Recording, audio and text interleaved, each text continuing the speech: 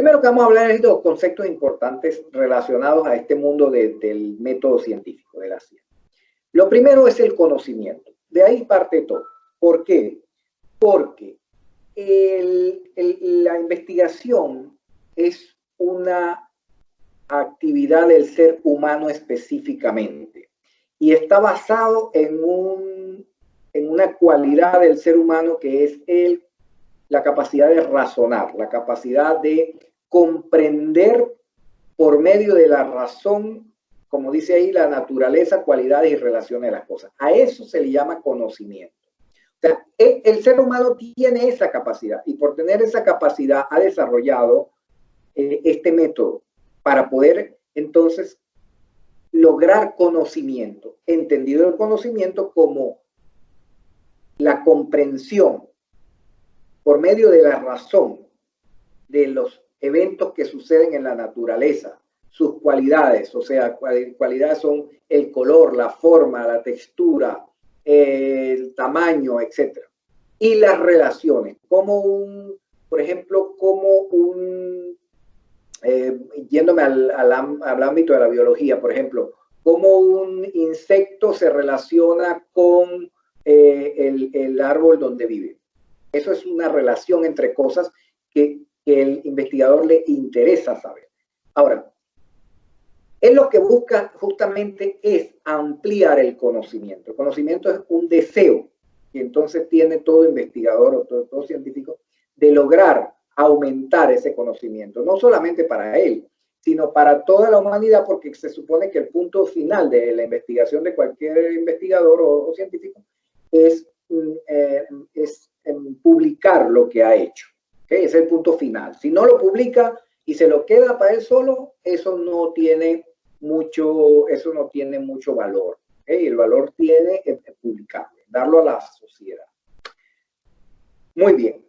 Quería hacer la diferencia con el tema de comprender por medio de la razón, porque hay otras formas en que el ser humano puede ver las cosas. O sea, está, por ejemplo, los sentimientos, están... o sea, cuando alguien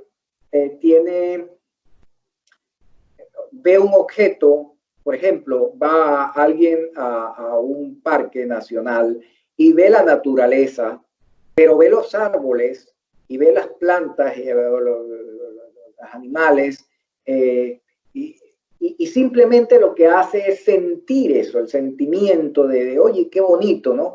Eso no es parte, no se considera parte del conocimiento. O sea, el conocimiento es poder comprender el funcionamiento, ¿no? O sea, hay que separar las dos cosas. Entonces, a nosotros nos interesa no el sentimiento, no. Nos interesa en este caso el razonamiento y el conocimiento que se produce. Ok. Ahora, el conocimiento puede ser reflexivo o no. Entonces, cuando es reflexivo se llama episteme y cuando no es reflexivo se llama doxa. Cuando es episteme es cuando se hace un conocimiento reflexivo, es lo que decíamos antes, ¿no? Se hace una reflexión sobre lo que está ocurriendo, lo que está viendo el científico. Y se habla de epistemología. Y cuando es doxa, es otro tipo de conocimiento que también se comprende por medio de la razón, pero no tiene una reflexión crítica. Es el caso, por ejemplo, de un agricultor que siembra guineos y toda su vida ha sembrado guineos y produce unos guineos bellísimos, pero, por ejemplo, viene una sequía y ya la producción de guineos disminuye. Y él no sabe qué hacer. Es decir, él tenía un conocimiento tipo doxa. Él sabía que mientras todo funcionara de la misma manera, que no hubiese sequía, que el terreno fuera idóneo, que la planta estuviera en perfectas condiciones, él iba a obtener una producción tal, ¿no? En libras.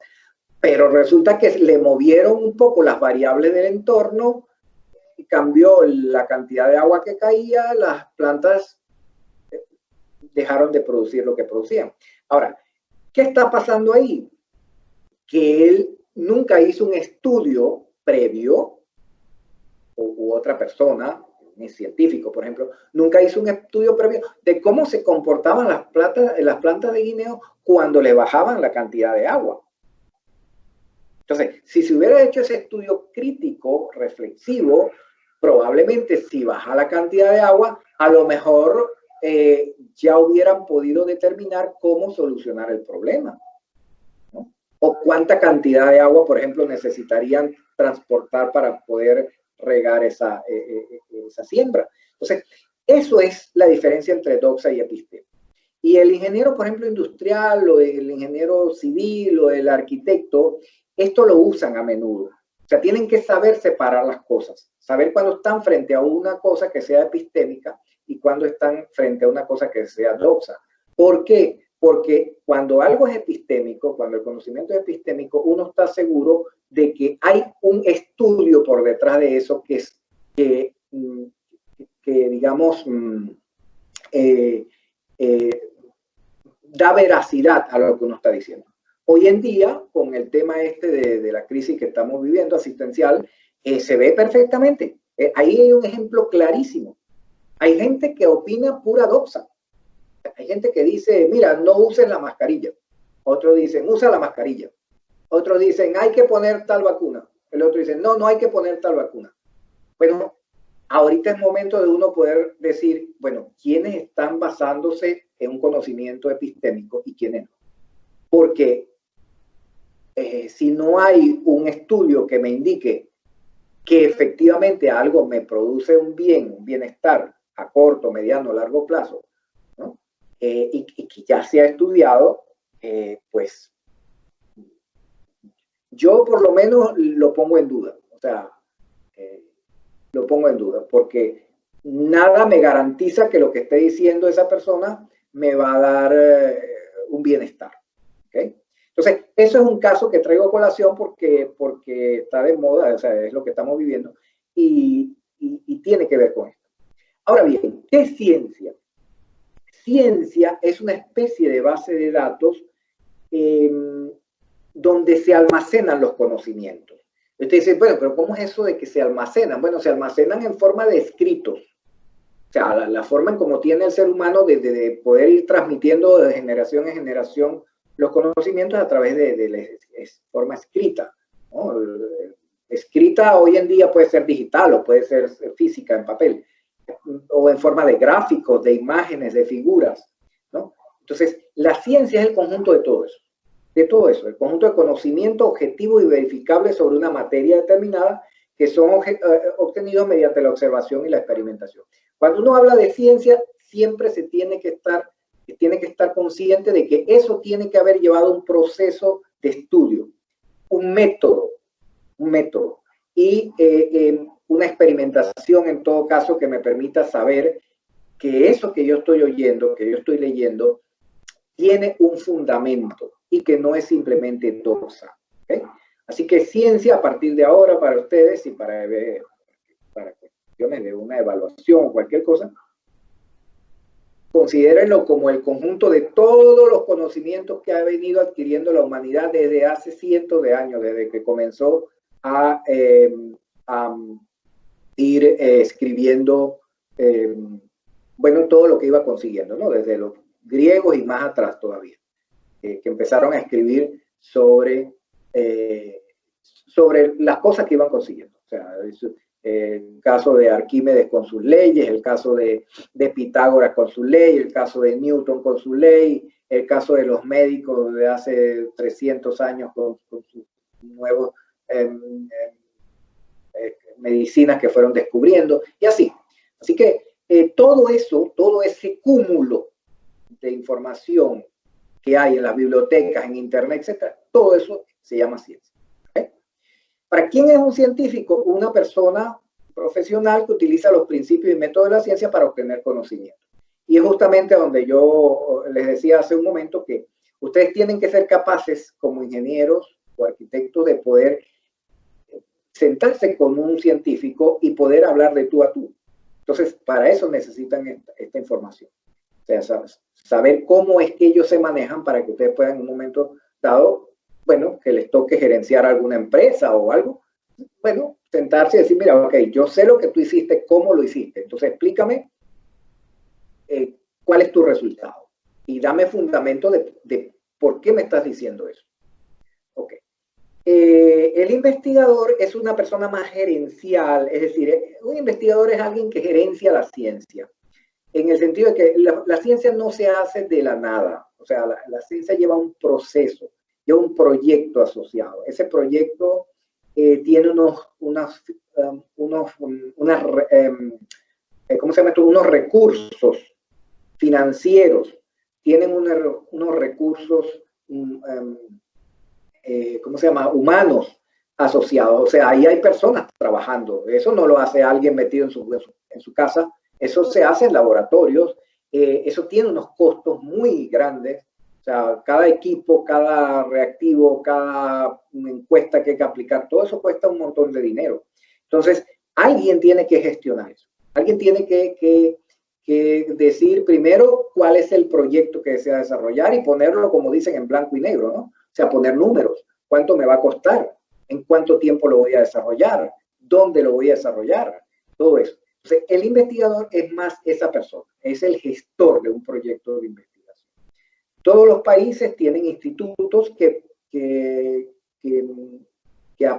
apoyan a la ciencia, porque se han dado cuenta que el desarrollo de la ciencia en todos los países ha traído muchísimas ventajas.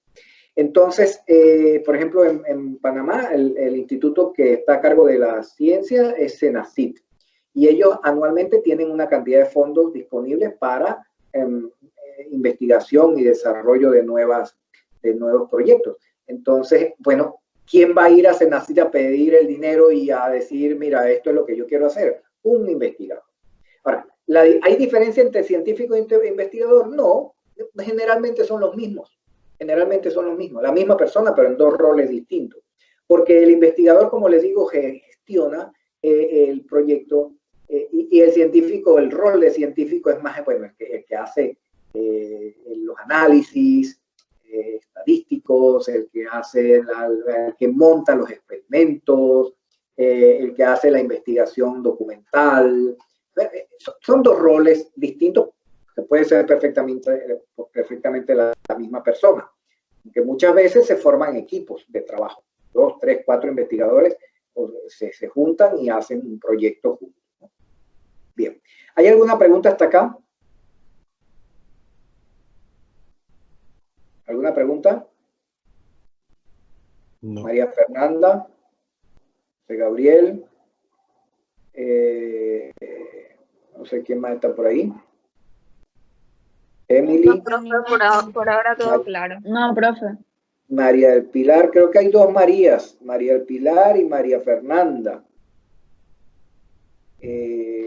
Bueno, profe, yo ahorita cuando termine la clase voy a volver a verla, pues, porque como entré tarde. Sí, sí, sí. Está Emily, dos Emily también, Emily Esther y Emily Shirley. Está Gabriela, Javier Eduardo. No sé si me están oyendo. Sí, profe, todo claro. Ok, ok. Bueno.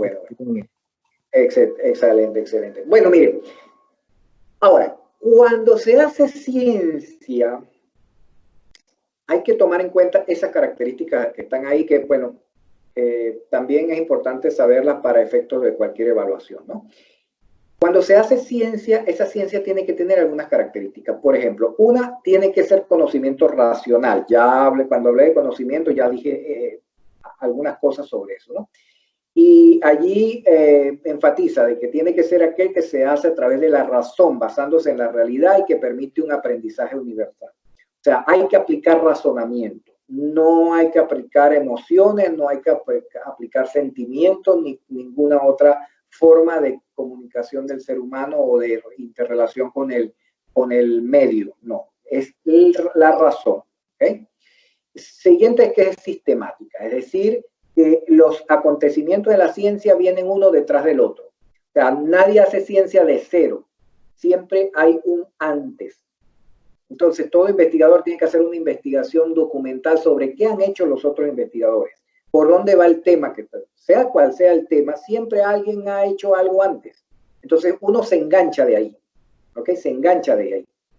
y sigue adelante. O sea, él se habrá hecho muchas preguntas y otros se habrán hecho muchas preguntas, pero seguramente que yo tengo mis preguntas acerca del tema que se han tratado, y yo me hago mis preguntas y las trato de resolver mediante el método científico. Entonces, por eso ahí dice que es una cadena de observación y razonamiento que conducen al nuevo conocimiento. Con decir que hay medicinas que se están descubriendo ahora, en el año 2020, cuya semilla inicial fue un trabajo que hizo alguien hace 120 años atrás y que lo dejó escrito en un paper, en un artículo, y bueno, de allí fueron como que tomando nota de eso y lo ampliaron un poco, y lo ampliaron un poco, y lo ampliaron un poco, y 120 años después resulta que dio frutos, o sea, que resultó en una medicina. Ese señor que hizo ese trabajo hace 120 años, ni idea de que eso iba a servir para lo que está sirviendo hoy en día. Pero es eso, es sistemática en ese sentido. ¿Okay? También tiene que ser exacta. Exacta significa que tiene que utilizar técnicas, métodos, instrumentos para medir los objetos de la realidad y sus relaciones. No se puede hacer ciencia con el dedo. Es decir, esos que ponen el dedo así para arriba y dicen, el aire va de norte a sur porque me está pasando, yo siento en el dedo que me está pasando el aire así de norte a sur, eso no es nada exacto, ¿okay? Eso no sería nada científico. Hay que utilizar instrumentos precisos. ¿Por qué? Porque si ven el punto siguiente, dice que la ciencia es verificable. Eso significa que cualquier otro científico debería poder verificar lo que yo hice. Y para poder verificarlo, él tiene que utilizar los mismos instrumentos que utilicé yo. Entonces, si yo no utilizo instrumentos, ¿verdad? Él tampoco va a poder usarlos porque no hay nada, digamos, en que fundamentarse. Entonces, es importante que se utilicen instrumentos y que se utilicen medidas correctas de medición, que los instrumentos sean válidos, que sean precisos y que permitan verificación posterior, porque la siguiente característica, como ven, es que la ciencia es verificable. Todo lo que yo publico debería ser objeto de verificación por otros científicos. ¿Bien? O sea, siempre está abierto ese camino de la verificación. Por lo tanto, otro tiene que poder hacer lo mismo que yo hice y obtener los mismos resultados bajo las mismas variables. Y lo último es que es falible. Falible significa que cuando alguien da un veredicto en ciencia, lo hace a sabiendas de que lo está haciendo con una probabilidad de error. Esa probabilidad de error, por lo general, el científico la define en un porcentaje. Dice, mi trabajo fue hecho con un 5% de error, o con un 1% de error, o con un 0.1% de error. ¿Ok? Eso significa para los demás que él está asumiendo que en cierto porcentaje él se puede haber equivocado. ¿Ok? Eso es en todos los trabajos científicos, es así.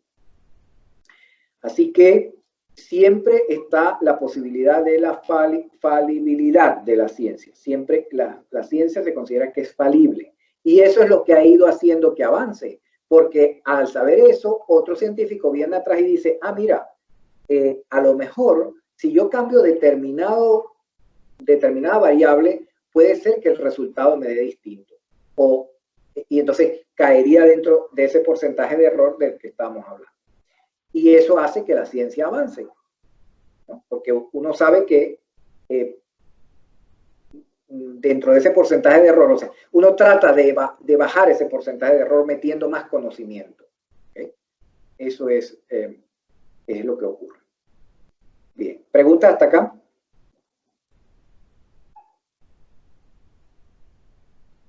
¿No hay? Ok. Hay unos tipos de ciencia que son esos que ustedes ven ahí, las ciencias fácticas, naturales, sociales y formales. Las ciencias fácticas son las que trabajan modelos mentales de la naturaleza. Un caso típico, la física teórica, y otro caso típico, la astrofísica. La astrofísica, porque la astrofísica, por ejemplo, es una ciencia que está en la mente de los investigadores. Ellos no pueden acceder al universo. O sea, ellos estudian el universo. Ellos no pueden acceder al universo. Nadie puede acceder al universo. Entonces, ellos se imaginan el universo en la mente. Y sobre su modelo mental del universo trabajan y desarrollan teorías y prueban cosas. Entonces, claro, las pruebas las hacen en físico, mandan una nave por allá y hacen este experimento y con un telescopio hacen pruebas de tal y mandan rayos láser. Son pruebas que hacen sobre su modelo físico para ver si su modelo físico funciona o no. ¿Okay? Un caso, bueno, súper conocido, el de Einstein. Einstein era un físico teórico. Él decía que su laboratorio era una hoja de papel y un lápiz. Y él nunca hizo ninguna experimentación como uno se imagina que hacen los científicos de física convencional, ¿no? Física experimental, que se meten en un laboratorio y ponen cosas ahí, ¿no? O hacen, por ejemplo, los que están en ingeniería civil acostumbran en las materias, por ejemplo, materiales y ensayos, se meten en un laboratorio y prueban mezclas, someten a presión los materiales, el acero y tal. Eso es física experimental. No es un modelo mental, porque ustedes están poniendo la barra de acero allí, están poniendo la piedra ahí. Los fácticos no. Los fácticos, todo es modelo mental y todo lo trabajan en la mente, ¿okay? Sobre el modelo mental. Y hacen pruebas luego en lo físico para tratar de verificar si lo que su modelo mental tenían, que tenían su modelo mental funciona. Ahora, lo que estudian las ciencias naturales, eso sí van a la práctica. Eso sí trabajan con animales, con seres vivos, con plantas, con mecanismos físicos, con barras de acero. Trabajan con ciencias naturales. ¿Okay? Está la química, la biología, hacen pruebas de mezclar componentes químicos, etc. Los sociales, ellos estudian los hechos relacionados con el hombre y la sociedad. La sociología, la economía, la política, la psicología, son ciencias sociales. ¿Y cómo hacen ellos para hacer mediciones? A través de instrumentos de medición tipo encuesta, tipo cuestionario, ponen a prueba, por ejemplo, los psicólogos hacen pruebas con personas, las ponen en un ambiente con mucho ruido y ven cuál es la reacción de la persona, o las someten a mucho estrés y les miden los latidos del corazón y ese tipo de cosas. Eso, en cierta forma, son estudios sociales. Entonces, miren hechos relacionados con el hombre y sus sociedades. Ese es el caso de sociedad. Y los formales, ciencia formal, es también aquella que se hacen modelos abstractos en la mente, pero con la diferencia de la fáctica de que esos modelos no son del mundo real, no son de la naturaleza, son mundos imaginarios, como por ejemplo los matemáticos, los computistas. Ellos se crean en su mente un mundo, unas teorías y un mundo de cosas que funcionan en cualquier realidad, o sea, son atemporales totalmente. La matemática, no importa en qué tiempo vivamos, no importa en qué mundo estemos, la matemática va a ser la misma. La computación también. La computación vista como cálculo, ¿ok? No el uso de computadoras, eso no es computación, eso es tecnología. La computación como ciencia. Computación es cálculo, es técnicas de cálculo.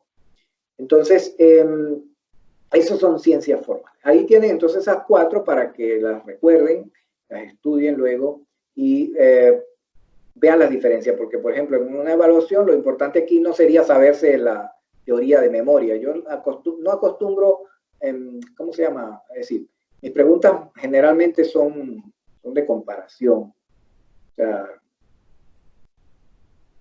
por ejemplo, algo así como, podría dar un ejemplo. Un investigador que esté trabajando con el Big Bang, que es la teoría esta de la formación del universo, pertenece a las ciencias naturales, o sea, sería un naturalista. Entonces, cosas así. que hagan pensar, bueno, cuál es la relación entre una cosa y otra. Bueno, sobre la motivación ya le hablé. Creo que no voy a redundar en esto porque ya les dije al principio de la clase hoy les expliqué que lo importante aquí entonces para ustedes es que ustedes puedan entender todo esto con la intención de que puedan gestionar, planear y organizar talentos humanos que incluyan científicos y puedan hablar con ellos de tú a tú. ¿Okay? Diga, mira, yo conozco tu método. O sea, yo soy ingeniero, pero yo conozco tu método. Yo soy arquitecto, pero yo conozco tu método. Yo sé cómo tú llegaste ahí. Entonces,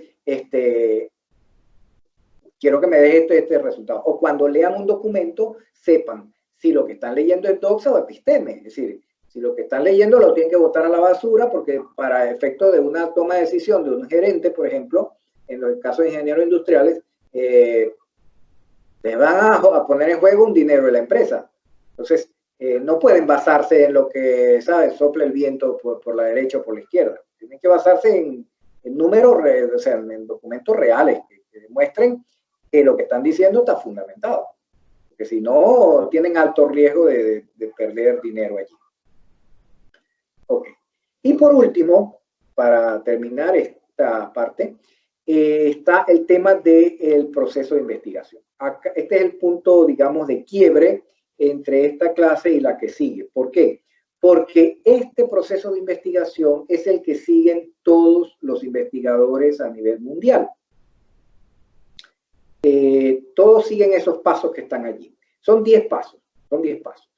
El primer paso lo voy a leer rápidamente porque luego tenemos que en cada clase ir avanzando en estos pasos uno a uno, explicándolos y haciendo prácticas sobre ellos.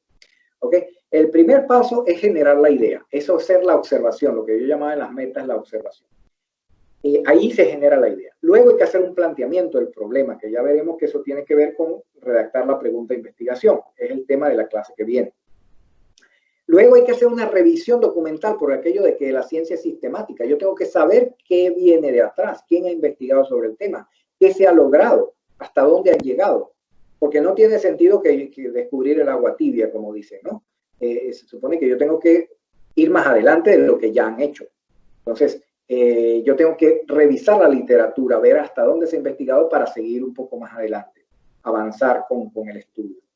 Eso es la fase 3. La fase 4 es definir el alcance de lo que yo quiero hacer. Ya veremos que los alcances son 4 al menos. Por poner uno, por ejemplo, el alcance correlacional es uno de ellos. Dice el alcance correlacional que yo, por ejemplo, puedo hacer una investigación en que yo quiera hacer comparaciones entre dos variables de un estudio. O sea, ya estudiaremos qué es eso de variables en la clase que viene. Pero lo que quiero decir es que puedo hacer comparaciones entre ellas. Y decir, mira, por ejemplo, por decir un caso, a mayor consumo, vamos a poner el caso este, a mayor consumo de bebidas alcohólicas, mayor riesgo de enfermedades cardiovasculares. ¿Okay?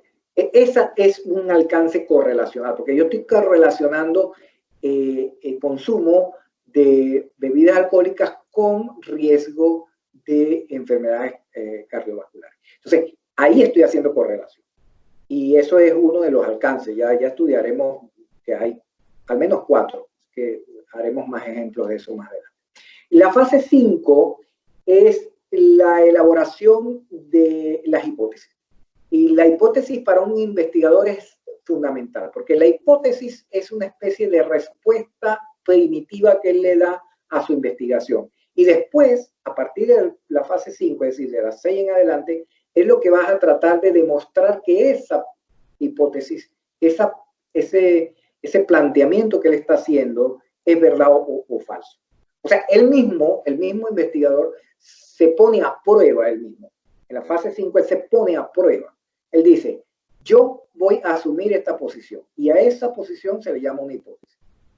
Dice, voy a asumir esta posición, que esto es verdad. Por ejemplo, en el caso que les dije de la bebida, de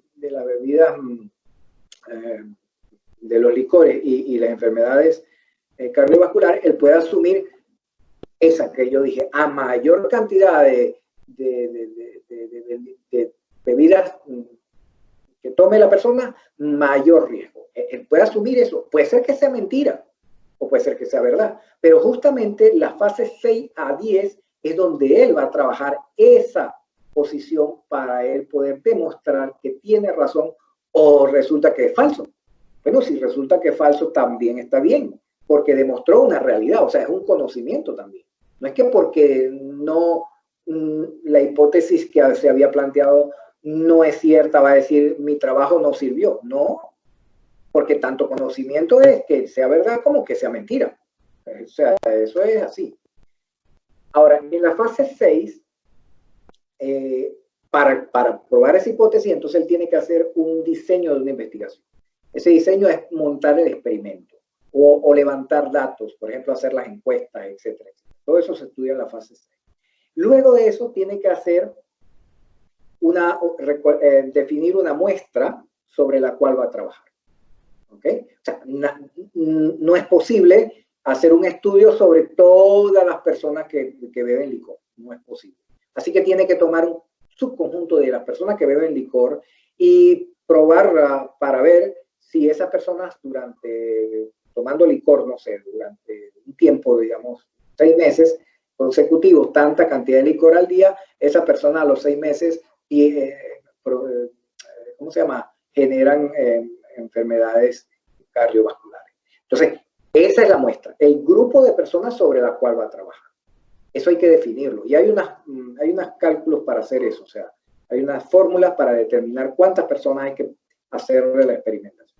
Y luego está la fase 8, que tiene que ver con la recolección de datos. O sea, eso es, bueno, recolectar los datos. Si hago una encuesta, tengo que recolectar los datos de la encuesta. Si hago la experimentación con los bebedores, tengo que recolectar los datos. O sea, cuántos mililitros bebió al día, qué día se lo tomó, etcétera. Después tengo que recolectar datos de los exámenes médicos que se hizo para ver si tiene enfermedad cardiovascular o no. Todo eso es la fase 8. La fase 9 es ahora analizar todos esos datos. Ese análisis se hace con estadística. O sea, hay que aplicar métodos estadísticos para determinar si hay relación o no hay relación entre las variables, etc. Y una vez que se tienen ya los resultados estadísticos, entonces se va a la fase 10, que es la escritura del documento final. Y que para ustedes, ya les comenté al principio de la clase, es el examen final, es decir, el trabajo final. O sea, que ustedes van a recorrer todo ese camino y el punto 10 sería lo que corresponde al trabajo final. Ese método, esos pasos, 10 pasos, los hacen todos los investigadores a nivel mundial y que son bastantes, ¿no? O sea, hoy en día son miles y miles. Y todos aprenden el mismo método en todas partes del mundo y todos lo aplican en el mismo orden que ustedes lo están viendo allí. Así que cuando ustedes se enfrenten a cualquier científico, o a lo mejor alguno de ustedes se interesa por la ciencia y quiere hacer ciencia en algún momento en su área de trabajo, pues igual tiene que hablarles en esos términos, en términos de las fases del trabajo que él hizo, o si lo está haciendo usted, bueno, ya sabe que tiene que seguir esos mismos pasos. ¿Preguntas hasta acá?